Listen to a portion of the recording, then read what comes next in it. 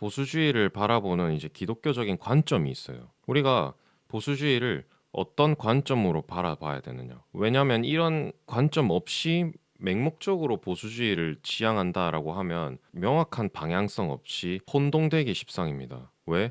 보수주의는 정확한 어떤 체계가 없어요. 정확한 이론과 방향성이라고 해야 되나요? 그런 게 좀 희미합니다. 사상 체계가 아니기 때문에. 그래서 우리는 그 상위 개념, 상위법인 기독교를 통해서 우리는 보수주의를 바라봐야 된다. 그래서 보수주의를 바라보는 기독교적인 관점이 꼭 필요한 거예요. 그래서 크게 세 가지가 있습니다. 첫 번째, 선입견. 아까 얘기를 했죠. 두 번째, 원죄입니다. 원죄. 그리고 세 번째, 요거는 제일 중요해요. 불평등입니다. 불평등. 자, 요거 세 가지가 기독교적인 관점이라고 인정하시나요? 선입견, 원죄, 불평등. 자, 원죄는 우리가 알다시피 확실하게 기독교적인 관점이 맞는 것 같아요. 그쵸? 근데 선입견은 왜 기독교적인 관점이냐? 불평등은 또 왜 기독교적인 관점이냐? 하나하나씩 보겠습니다. 선입견이 그릇된 고정관념이나 편견이 아니에요. 그럼 뭐냐? 슬기롭고 지혜로운 조상들이 무엇이 옳고 그른지 이미 판단을 내려준 내용입니다. 이게 뭐겠습니까? 자, 슬기롭고 지혜로운 조상들이 무엇이 옳고 그른지 이미 판단을 내려준 내용. 이게 한 단어로 표현하면 뭘까요?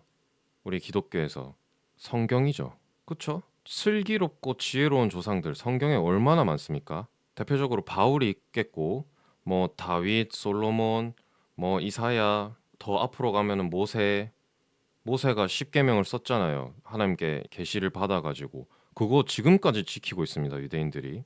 슬기롭고 지혜로운 조상들이 무엇이 옳고 그른지 이미 판단을 내려줬다는 거예요. 성경을 통해서.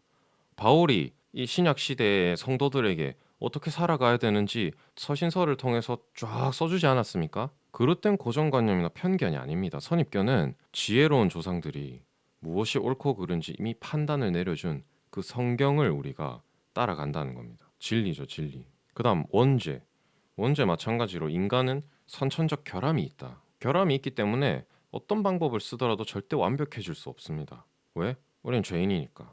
그저 예수 그리스도가 우리의 죄를 십자가에 못 박히심으로 구원해 주셨을 뿐입니다. 그렇다고 해가지고 우리가 정말 희고 깨끗해졌습니까? 구원받았다라는 사실에는 변함이 없지만 성화의 과정을 거쳐야 되는 겁니다. 이게 이제 정치적으로는 선천적 결함이 있다라고 표현을 하는 거예요. 인간에게는. 그래서 절대 완벽해질 수 없다라는 걸 인정을 해야 됩니다. 우리는. 그다음 세 번째, 인간은 평등하게 창조되지 않았습니다. 동의하시죠? 애초에 하나님이 각자에게 맞는 것들을 넣으셔서 창조를 하셨어요. 평등할 수가 없습니다. 애초에. 각자의 부르심이 다르고요. 각자의 그 크기도 달라요. 서로 다르게 창조되었기 때문에 이 모든 사람이 다른 모든 사람들에게 속할 수가 없는 겁니다. 애초에. 어떤 그룹이 속할 수가 없어요. 정치적으로 봤을 때 그래요. 이걸 혼동하면 안 돼요. 그래서 모든 사람이 다른 모든 사람에게 속하지 않는다. 왜? 우리는 평등하게 창조되지 않았기 때문에. 이 평등하다라고 계속 강조하는 어떠한 사상 체계가 있어요. 여러분들도 대충 다 아시겠지만 이 평등을 계속해서 강조를 하고 이 평등을 우리가 실천해 나가겠습니다. 외치는 작자들이 분명히 있을 겁니다.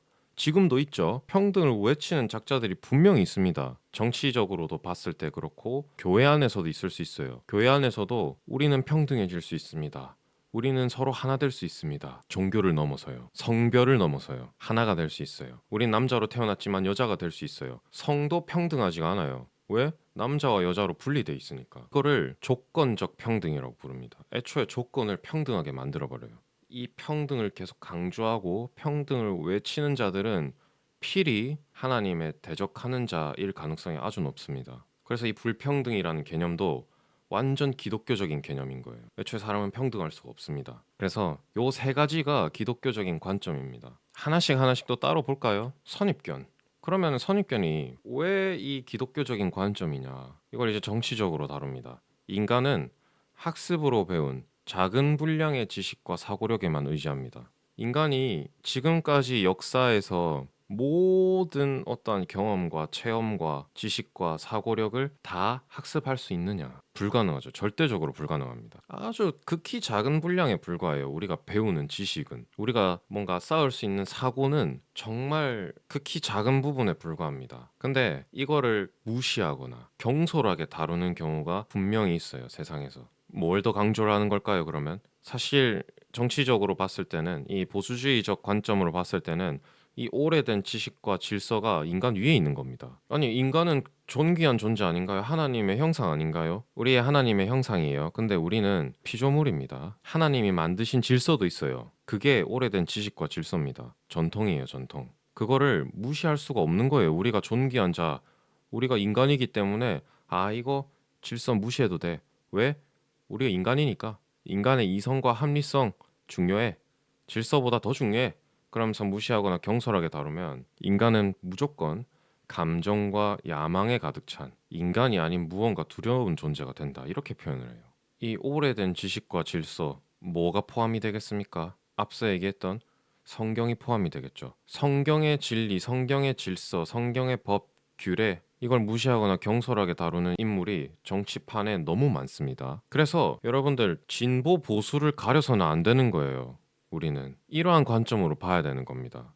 이게 진정한 보수주의인 거예요. 지식과 질서를 무시하는 인물들 분명히 있습니다. 제가 이제 직접적으로 언급은 안 할 거예요. 근데 여러분들이 머릿속으로 떠올리는 인물들이 분명히 있을 거예요. 정치인들 중에서도. 그러한 자들 자세히 보세요. 인간이 아닌 경우가 분명히 있습니다. 인간이 아닐 가능성이 아주 높아요. 왜? 인간이라면 이것들을 당연히 존중해야 되는 겁니다. 인간은 불완전하기 때문에 우리가 알고 있는 지식과 우리의 사고력만으로는 이 세계를 전부 이해할 수 없어. 이렇게 말하는 사람이 있으면은 이 사람은 보수주의자입니다. 근데 우리가 할 수 있습니다. 우리가 해드리겠습니다. 이런 식으로 나서는 자들은 분명히 인간이 아닐 가능성이 높아요. 무언가 두려운 존재일 가능성이 아주 높습니다. 그래서 선입견, 이 성경의 법, 성경의 지식, 성경에서 나오는 일종의 사고력들을 존중하는 자세, 이게 기독교적인 관점인 겁니다. 두 번째, 원죄. 원죄는 딱 한마디로 표현하면은 우리는 신이 아니라 인간이다라는 겁니다. 우리가 원죄를 지니게 된 이유가 뭐죠? 창세기에 나오죠. 아담과 하와가 선악과를 먹었기 때문에. 근데 그 선악과를 먹기 전에 누가 와서 꼬시죠? 뱀이 와서 꼬시잖아요. 뱀이 어떻게 꼬십니까? 뭐라고 말하면서 꼬시나요? 야, 너 하나님 될 수 있어.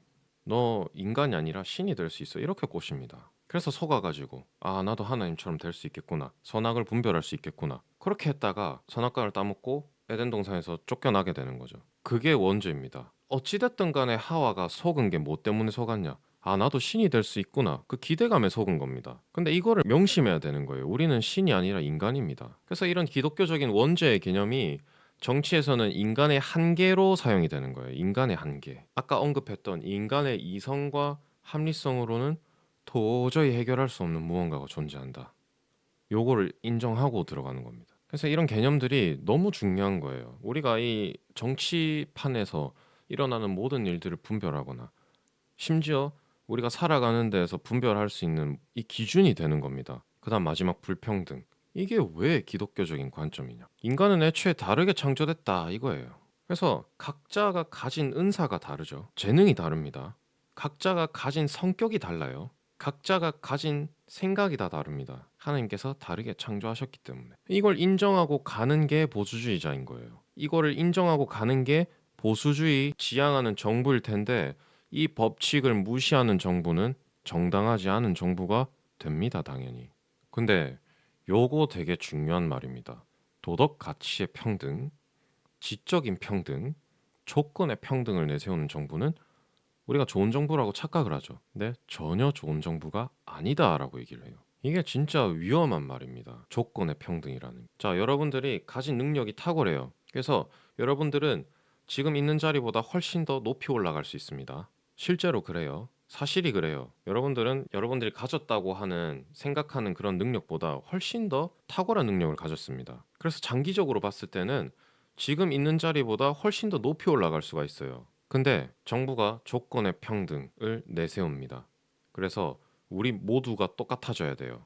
우리는 높이 올라갈 수 있는데 끌려 내려오는 겁니다. 정부 때문에. 그래서 이게 진짜 위험한 개념인 거. 페미니즘의 개념과 비슷한 거죠. 여성이기 때문에 유리천장이 존재해요. 올라갈 수 없는데. 유리천장이라서 이 위에가 어떤지는 보이는데 우리는 이게 막혀서 올라갈 수가 없어요. 우리한테도 기회를 주세요. 이거 뭡니까? 조건의 평등이죠. 동일선상에서 출발할 수 있게 해주세요. 자기가 가진 탁월함, 능력 이런 거는 전혀 중요하지 않습니다. 지식 하나도 중요하지 않아요. 그저 내가 여성이기 때문에 남성과 똑같은 출발선에 서고 싶어요. 그냥 우기는 거죠. 근데 그거를 내세우는 정부가 있다? 그건 진짜 위험한 겁니다. 지적인 평등 마찬가지예요. 자, 공산화가 될 때 가장 먼저 하는 작업이 뭐겠습니까? 지식인들 때려잡는 거예요. 왜? 정부보다 똑똑해지면 안 되니까. 정부보다 똑똑한 인물이 가지는 영향력이 어마어마하겠죠. 그 인물 중심으로 반란 세력이 이제 구축이 될 겁니다. 그리고 결국 정부는 무너지게 돼 있어요. 왜? 더 똑똑하기 때문에, 더 현명하고 더 지혜롭기 때문에 그 정부를 그룹이 무너뜨릴 수가 있는 겁니다. 그래서 공산화를 할 때 가장 먼저 시작하는 작업 중에 하나가 지식인들을 제거하는 거예요. 이 핵심은 다 끌어내리는 거에 있습니다. 도덕적인 가치도 끌어내려 가지고 인간은 한낱 짐승에 불과해. 이렇게 돼버리면 어떻게 될까요? 그 누구도 인간을 존중하지 않죠. 그러니까 이런 걸 내세우는 정부는 절대 좋은 정부가 될 수 없다 이겁니다. 그러니까 여러분들 이건 너무나도 잘 알고 있어야 돼요. 불평등이라는 개념, 도덕 가치의 평등, 지적인 평등, 조건의 평등을 내세운 정부는 좋은 정부가 절대 아닙니다. 오히려 위험한 정부예요. 근데 지금 우리나라 어떻게 가고 있습니까? 차별금지법 이건 뭐겠어요? 조건의 평등입니다.